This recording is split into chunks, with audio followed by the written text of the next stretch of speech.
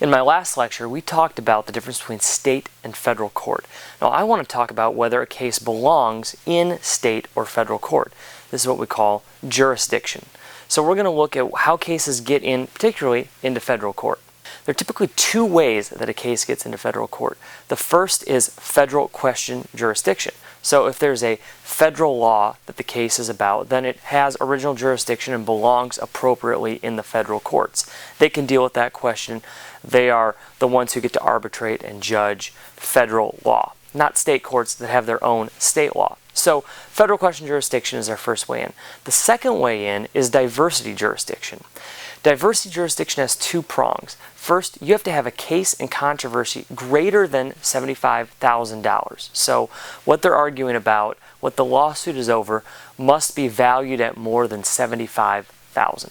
The second is that the case must be between citizens of two different states.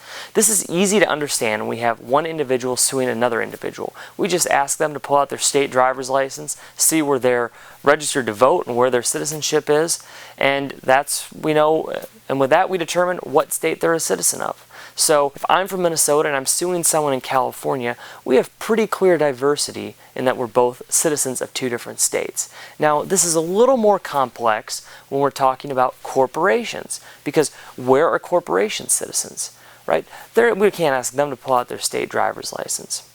Traditionally, corporate citizenship is defined as where a corporation has its place of incorporation or where its principal place of business is. So we're going to look at a case in Hertz versus Friend that asks this question: where is a corporation a citizen? So hopefully you've read the case of Hertz versus Friend. Let me tell you a little bit about it. We have Ms. Friend, and she's bringing this lawsuit against Hertz Rent-A-Car. She worked at Hertz at one of their outlets and was working long hours, a lot of overtime, and Hertz asked her to become a manager. When she became a manager, she became salaried. So she had a set salary for the year, and she ended up working still the same hours or longer hours, but she wasn't getting paid the overtime. We don't know Hertz's motivations here, but this is a game that corporations can play. They can move someone who is hourly to a salaried position to try to save costs and not have to pay them as much. In the same way, they'll sometimes reduce hours given to people so they don't have to pay benefits, right? So these are cost-cutting measures, and this is what Ms. Friend is alleging. So Ms. Friend brings this case in California State Court. She walks down to her local courthouse, files, serves Hertz. This is where the Hertz Rent-A-Car outlet that she worked for exists, and so it's a natural place for her to bring her lawsuit. Now, if you're Hertz, this is a scary proposition because you are the big bad corporation, right? And she's already at an advantage. Her name is Ms. Friend, right? She just sounds like someone you want to find in favor of. She's already at the advantage just with her name. And so Hertz wants to move this out of Ms. Friend's local court because they know that they're going to go into this trial and it's going to be people on the jury who are also California citizens, and they don't like the corporations too, and they're getting overworked and underpaid, and so they want to side with Ms. Friend. And so Hertz wants to move this to a place where they won't be biased by people who just side with the California citizen. So Hertz wants to move this out of California, and they want to exercise this diversity jurisdiction. Now, Ms. Friend and her legal team disagree. They say that Hertz is a California citizen, and that's because its principal place of business, they claim, is in California. They look and they say 20% of your business, Hertz, is done in the state of California. It is your largest market. This is where you do most of your business. This is where you have the vast majority of your sales. This is your principal place of business.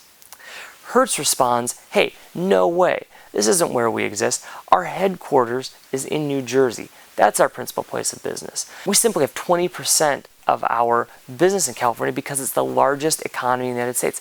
And if California itself were a nation, a separate nation, it would be the 8th largest economy in the world. This means that any company that does business in the United States at all could have their principal place of business be in California if the court sides with Ms. Hertz. This means that any corporation that does business in the United States could have California be determined their principal place of business if the courts side with Ms. Friend. This case goes all the way up to the Supreme Court, and the Supreme Court hears less than 5% of all cases that are appealed to it. So this is a case that the Supreme Court justices are very interested in, and what's fascinating about the decision is that it's unanimous. So we know that the justices found this to be something that they believed was important and that they wanted to clarify because different states and different federal jurisdictions were coming to different conclusions. So the Supreme Court said, we need to clarify this and we need to give predictability to people, and especially predictability to corporations, because we don't want them to have to worry that they could be sued in any state or any federal court, that they don't have to have lawyers on retainer everywhere just in case they get sued there. Corporations should be able to determine approximately where they could be sued. So this case provides a lot of predictability. Now the Supreme Court sides with Hertz in this case. And they said, look, it's unfair to say your principal place of business is California because 20% of your business is there. Then every company would have its principal place of business in California and nowhere else. And they add to our rule about corporate citizenship the nerve center test. And they said that principal place of business is not to be defined by the percent of sales, but it's to be defined by where are your corporate decisions made? Where is your corporate nerve center? Where is the brain? So corporations, maybe they have different regional offices, maybe they have various headquarters, but there's usually a main headquarters. There's a place where the board of directors meets. There's a place where the corporate records are kept. There's a place where the CEO has its primary office. There's usually a spot where the corporation has its primary activities. That is the principal place of business because that is your nerve center. So this case provides a lot of predictability. Corporations can determine and set where their nerve center is, and they know their corporate citizenship belongs either where the nerve center is or where they are incorporated.